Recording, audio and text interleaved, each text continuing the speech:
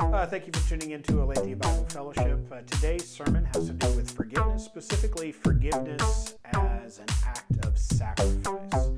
Hopefully this sermon speaks to you. If you have any questions about this sermon or any others, you can find out more information about us at abcpdx.org and searching for our resources. Well, here we are today. Continue to talk what for many can be a very difficult subject. We talked last week about continuing the idea of solidarity and spending time talking specifically about what it means to forgive. Because as Colin talked about, we have conflict. When we come into conflict, we often come away from that conflict feeling injured or taken away in some, right? There's a loss, there's a debt that is felt there. And that debt that is felt there can alter how it is that we relate to one another. It can grow, it can fester, and it can become a breaking point.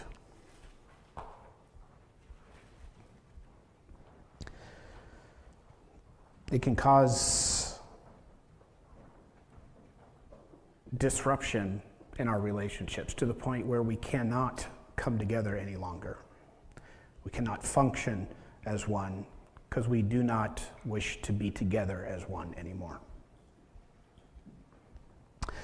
So last week we went through the process of determining that through God's word we have the understanding that forgiveness is a mandatory thing for us.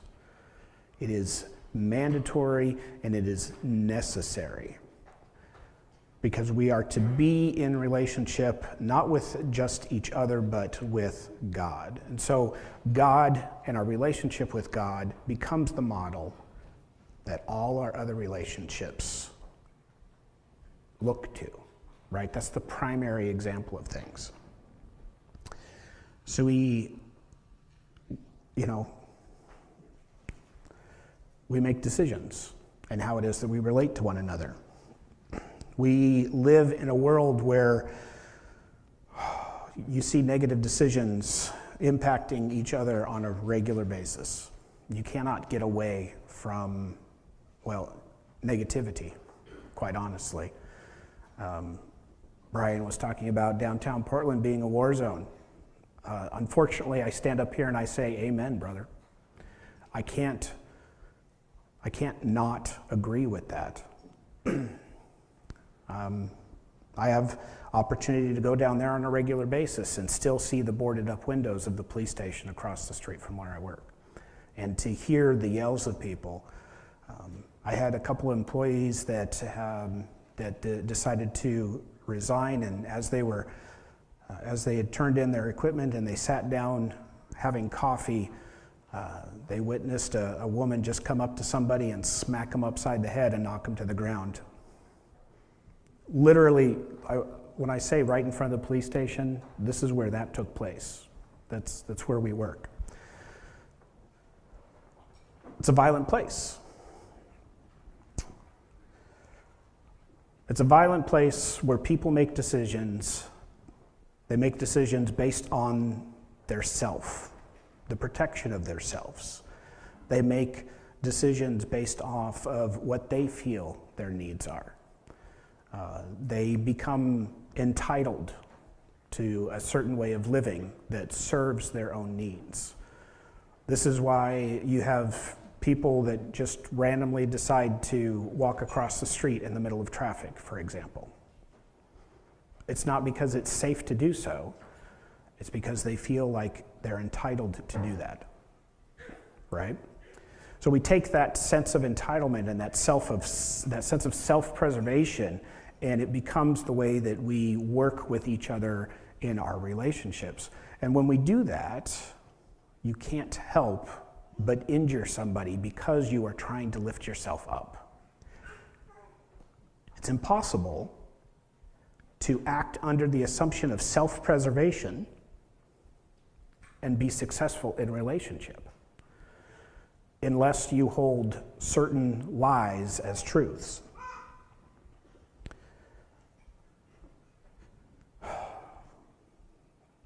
forgiveness must come into play.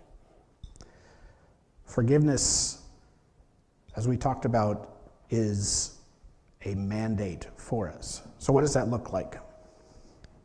Well, first we have to start by understanding that we do not properly define forgiveness on a regular basis.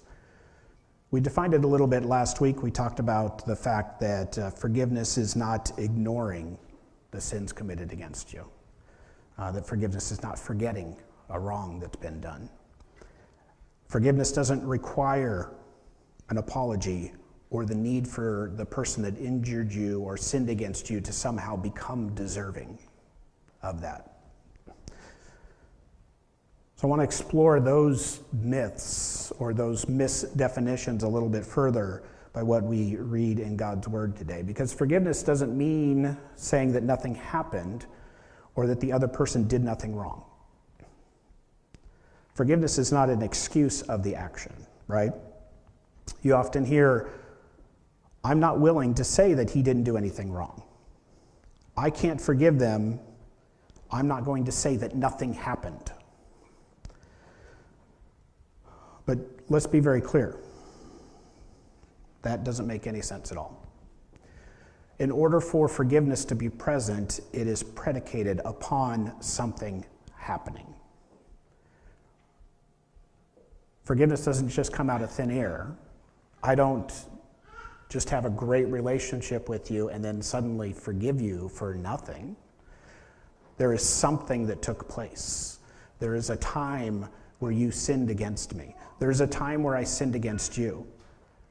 There is a time that I abused our relationship in one way, shape, or form. That does not go away. That stays.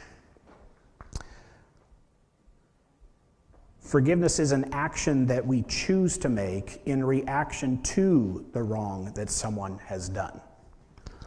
You aren't saying it's okay, you're fine, you did nothing wrong. That's not what's taking place at all.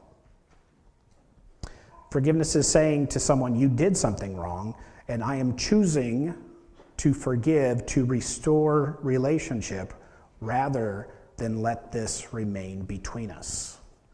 You're making a conscious choice of will to move past and restore the relationship. So a misdeed brought separation between you, and you're choosing to push it out of the way so that the relationship can be restored. This is what we see God doing for us. Now, there are still consequences that come to bear, but there's reconciliation in the end of that. Another common idea is that there are some things that are unforgivable. Like, Jacqueline, can you turn me down? I'm like really hot. There are some, it's unforgivable I would be that loud, right?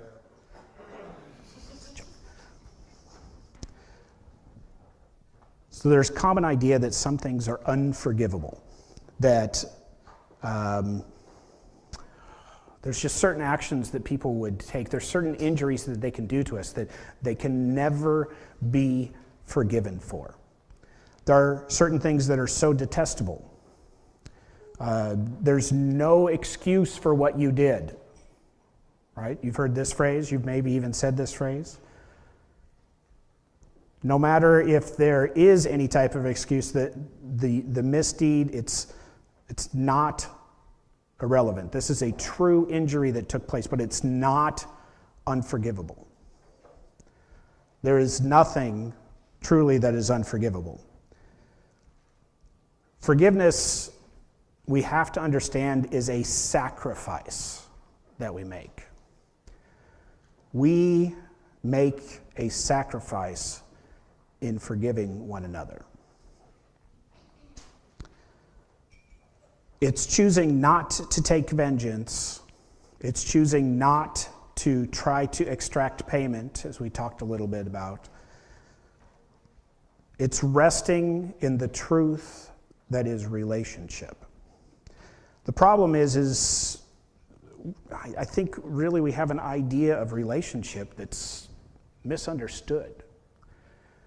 We don't define relationship appropriately. So instead of seeing relationship as a covenant or a bond between two people, we see relationship as a system of debt and obligation, right? We see it as I'm in this relationship, and if you do something wrong, then obviously the scales are out of balance, so therefore you need to pay me for that. I need to exact what it is that you have taken from me by injuring, so that the scales are no longer tilted because you are now in my debt. Right? We talked about that last week as we looked in Matthew. The idea of relationship, let's just make it really simple. For some, the idea of relationship is as simple as, oh man, I hit you, I'm sorry, go ahead and hit me back. Right? It's an equal action. I hit you, because I hit you, I have injured you, I now owe you. Since I owe you, put it right there, as hard as you can. Don't hold back. And then we say things like, oh, doesn't that feel better now? Because that debt is rebalanced, right? We're all even. This is a symptom of viewing relationship as an account that needs to be balanced. Of viewing, this debt that the other person cashes in as somehow that restoring that relationship. Only under this system does it make sense that things would be unforgivable, right? Because there would be debts so big that a punch in the arm is not going to solve. There could be injuries so great that you would not be able to repay the debt caused from that injury. So it causes an unforgivable sin. Only in this system of weights and balances does that make sense in relationship. This is why I say that we define relationship wrong, because we do not understand that it is not a system of weights and balances. We are not called to live that way. Not only does this idea of relationship easily cause separation, because it's so easy to become indebted to someone so much because they feel injured or because you actually injured them, it prevents you from ever having a true relationship that resembles solidarity at all, because there is always something there that will come between you. The Bible gives us some examples of relationship, does it not? There's so many to choose from. There's tons of them. Let's look in Genesis 45. Now, Genesis 45, just context again, right? Genesis 45, this is where we find Joseph. This is where we find Joseph after he's gone through many trials and is now the second in command of Egypt. At the time, this is the largest world power in history, and he is second in command at this. But we know how he got there. He got there by betrayal. He got there by injury. He got there by slavery, imprisonment, hatred.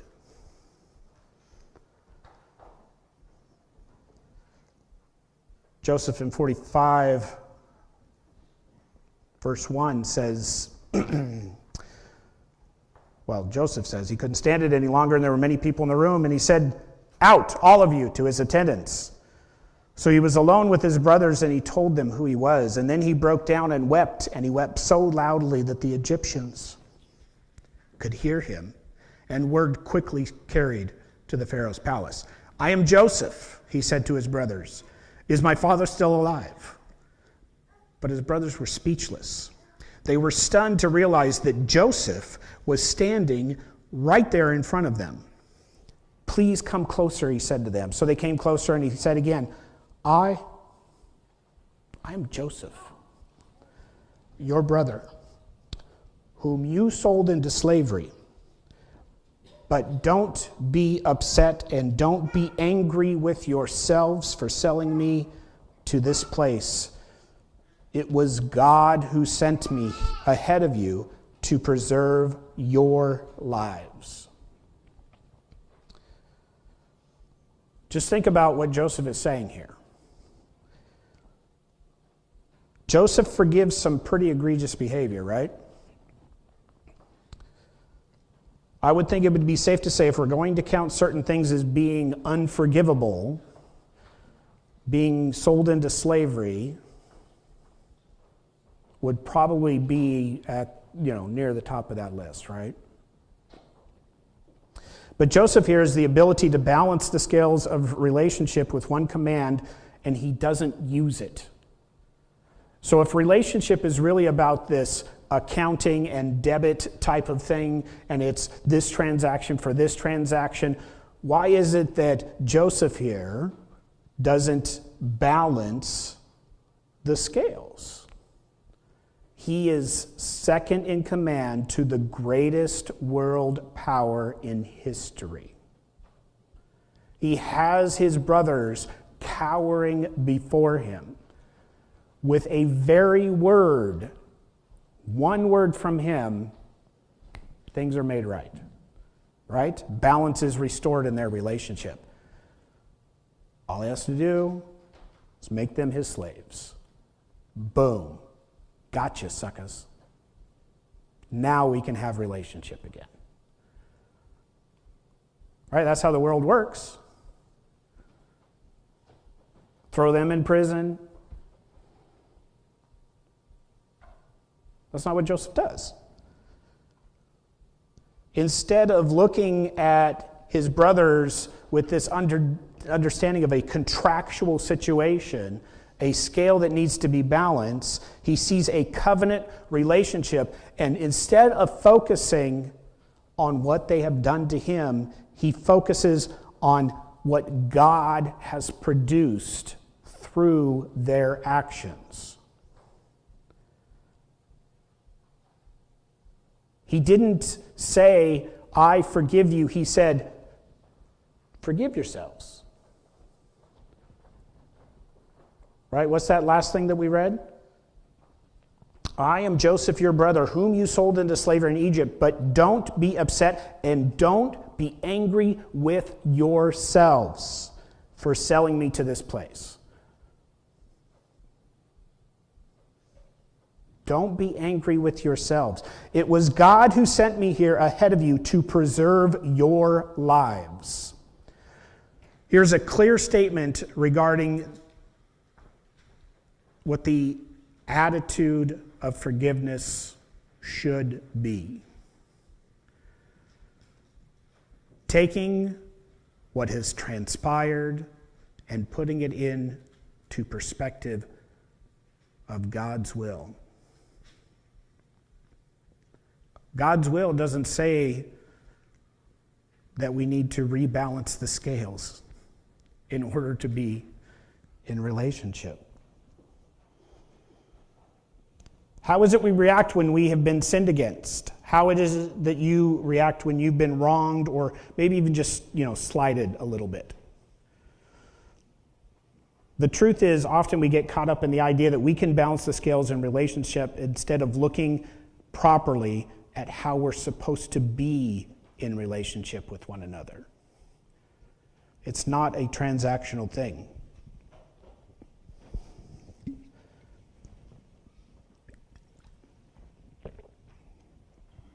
But that's not what the world teaches us, right? That's not what we see all around us.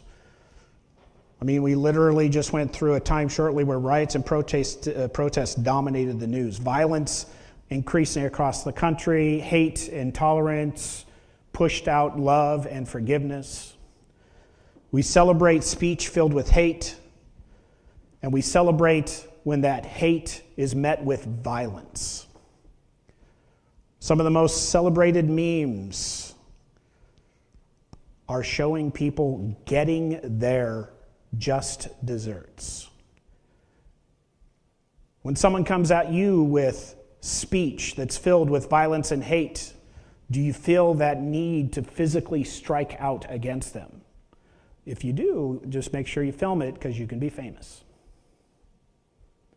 This is true relationship with one another, right?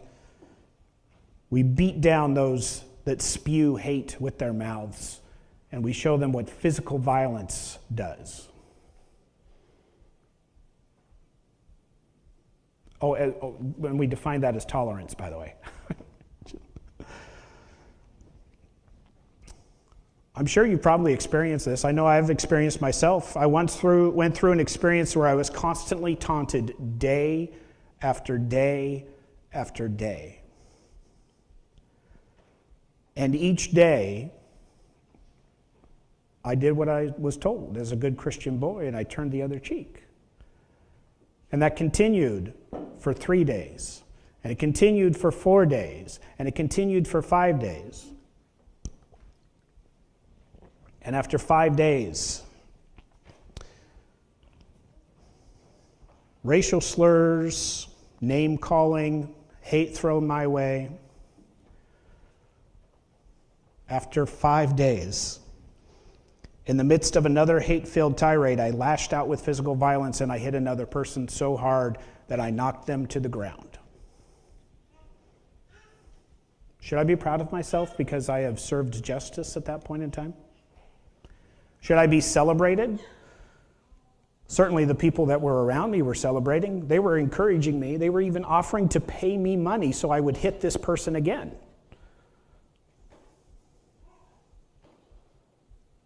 Is that triumph right there? Do I feel proud of that? Do I feel great that I received cheers and accolades? That I was famous for ending the hate speech? Those cheers and accolades brought me back to reality, and it made me understand that at this point in time, I had become the issue. I lashed out in physical violence, and I became the issue. And this brings me to the reality that that is not the appropriate action to take. It is I, then, who needed to be forgiven. It is I, then, who apologized and picked the person up off the ground. It is I, then, that not only apologized to them, but apologized to the parents. It is I who chose to suffer the consequences of the actions that I took. And it was only at that time that I was able to realize that it was that hate that I was unwilling to forgive that caused the issue to begin with. Society today is just like that experience, and it's celebrated because we are all stuck in that time frame when we are children. I was 9 years old when that took place, people.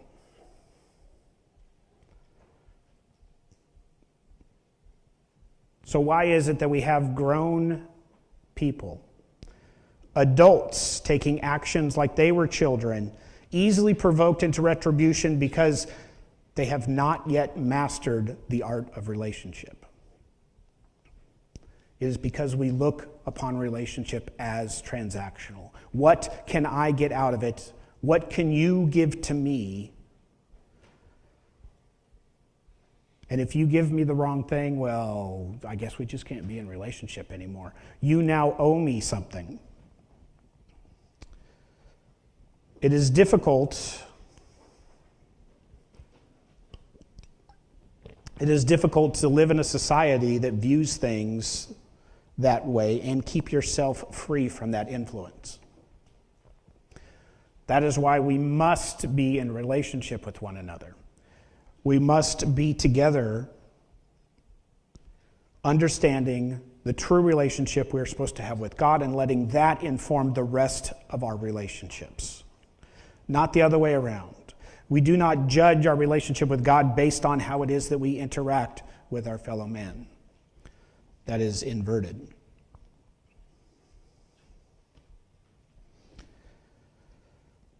See, Joseph recognized this as he dealt with his brothers, as he dealt with the consequences of what they had done. He recognized how it is to appropriately bring things back around, to begin that process of reconciliation. Genesis 45, verse 9 through 10, he says, "Now hurry back to my father and tell him this is what your son Joseph says. God has made me master over all the land of Egypt. Come down to me immediately. You can live in the region of Goshen, where you can be near me with all of your children and grandchildren, your flocks and your herds, and everything that you own." Yet another opportunity for repayment. He could have just brought his father and Benjamin near to him and said to his brothers, "You stay over there. Maybe I'll throw you some grain now and then." Instead, he acknowledges that he's there to preserve life. And here's the real kicker. It's not even his own life that he's preserving, right? He recognizes that he was sent ahead to prepare and preserve his father and all his descendants, specifically Judah.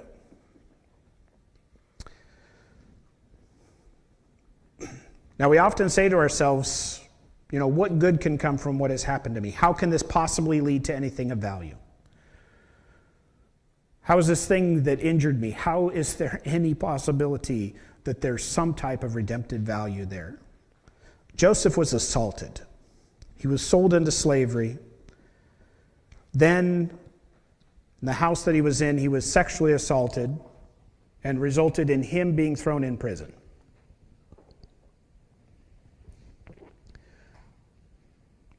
Notice, you notice he's second in command of all Egypt. You notice the Bible never says anything about any type of retribution he made towards Potiphar and Potiphar's wife. Joseph doesn't think in those terms. There's no mention of him making retribution. No actions. His actions don't show that debt type of relationship with people. His actions show a sacrifice of himself and a work of forgiveness for the sake of preserving others. It is his sacrifice of forgiving his brothers that leads towards reconciliation. It's not reconciliation itself. Remember, we discussed last week, right? Forgiveness is not the same as reconciliation, but it is necessary for reconciliation. We have other examples, not just in the Bible as well. Think of Corrie ten Boom, right? Dutch Christian who helped Jews escape from the Nazis during World War II. Throughout her early life, she helped hide people from the ugliness of humanity at its worst. She was arrested, put in a concentration camp, transferred to another one, and ended up in a place named Ravensbrück. Some of you may be familiar with the story. We've read through The Hiding Place, the book, one of the books that she's written.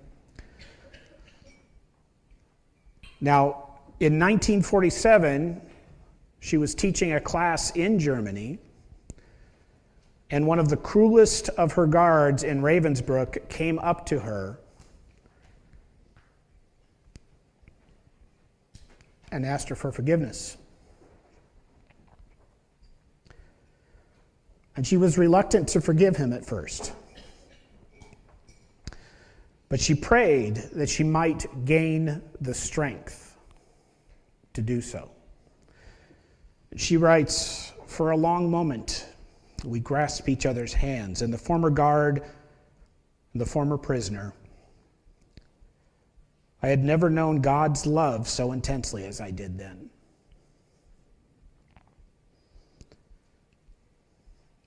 Don't forget here, people, forgiveness is a huge sacrifice. It's a decision made to refuse to live in the past. It's a conscious choice to release others from their sins against you, so that you can be set free. It doesn't deny the pain or the past, but it breaks the cycle that binds you to the wounds of yesterday, and it allows you to move on. In order to reconcile, you have to work together in a relationship. A great example is a marriage that's experienced infidelity. There can be forgiveness,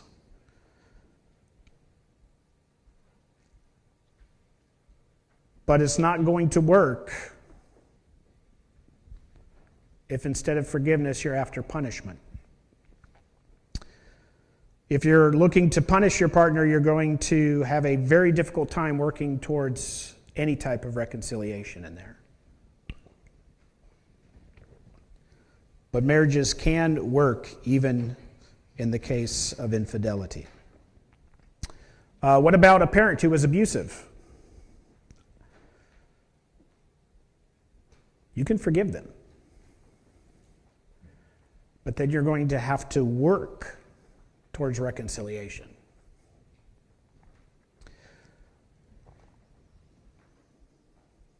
What about forgiveness and the issue of reconciliation for a man or woman who's been molested? Who almost feels guilty when hearing about forgiveness. Every time they hear about forgiveness, they feel guilty because they forgive. And you know, in order to forgive, you have to forget. Therefore, my father, my uncle, my brother, whoever it is that molested me, I can't help but be careful around them, so obviously I haven't forgiven them. I can't help but be careful bringing my youngest daughter around them or my youngest son around them. Forgiveness is not forgetfulness. Forgiveness is not excusing. Forgiveness does not deny that there are consequences that still come to bear. There is a difference between forgiveness and reconciliation. You can forgive and show even honor and respect, maybe even a relationship, but it doesn't mean that you're still not going to be careful. It still doesn't mean that you're not going to change how it is that you interact with somebody. There are consequences for sinning against one another. Forgiveness is a promise that we will no longer to relate somebody on the basis of that sin. But it is not saying that that past sin doesn't matter, that it did not hurt or there will be no consequences.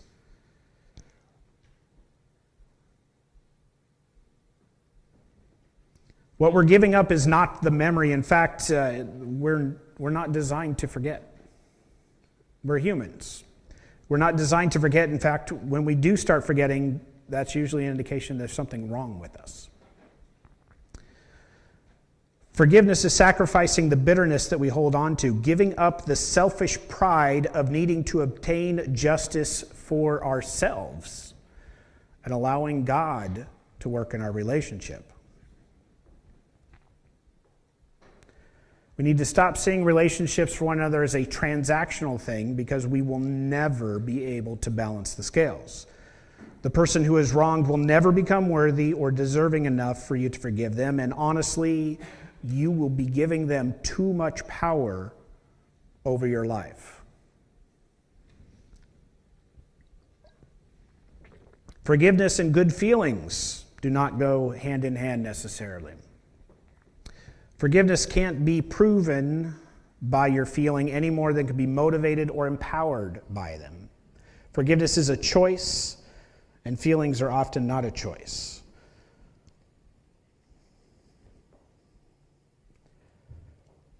Why would you predicate your actions based on the action of your fellow man? Why would you allow them to take control of your life in that way?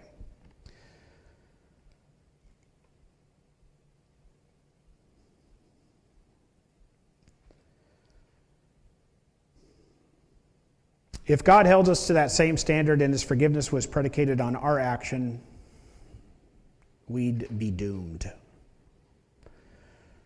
The whole of the balance due on our fallen and corrupt condition would still be outstanding. We use phrases like Jesus paid it all, but does that mean the relationship account between God and humanity is balanced? No. God forgave us nonetheless.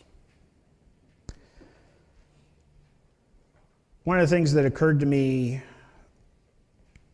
I don't know, this is not in my notes.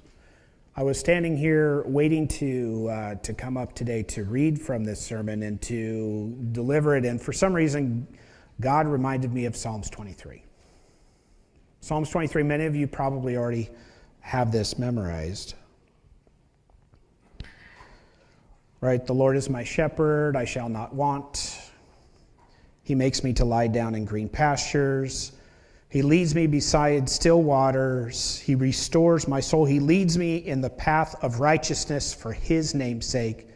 Yea, though I walk through the valley of the shadow of death, I will fear no evil, for you are with me. Your rod and your staff, they comfort me. You prepare a table for me in the presence of my enemies. You anoint my head with oil. My cup runs over. Surely goodness and mercy shall follow me all the days of my life, and I will dwell in the house of the Lord forever. That's powerful stuff. But there's some key things in there that I think that we fail to apply in our lives. We just look on it as really nice and pleasant, right? But there are key things in here that we fail to apply to our lives. When we stand as the injured party in relationship and we seek our own justice for that, we seek a way to balance the scales, we refuse to forgive because of the injustice that has been done, we fail to take hold of what Psalms 23 is telling us. Psalms 23 says that no matter what's going on, no matter where we are, if we're in the middle of the valley of the shadow of death, if we're in the presence of our enemies,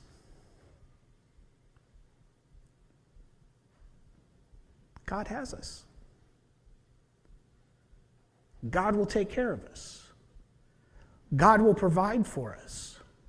God will comfort us.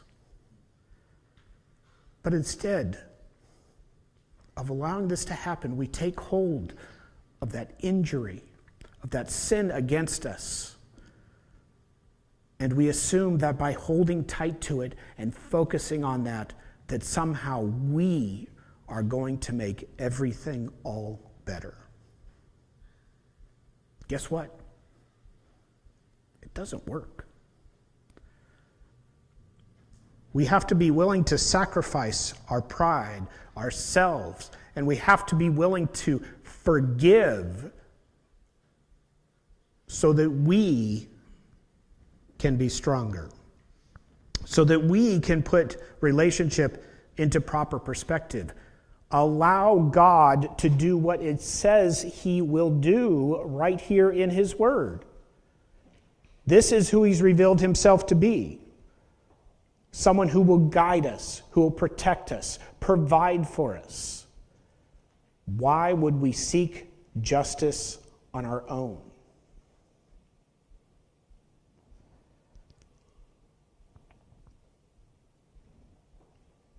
Colossians 3, verses 12 through 15 says that since God chose you to be holy people, he loves you, you must clothe yourself with tender-hearted mercy, kindness, humility, gentleness, and patience. Make allowance for each other's faults. Forgive anyone who offends you.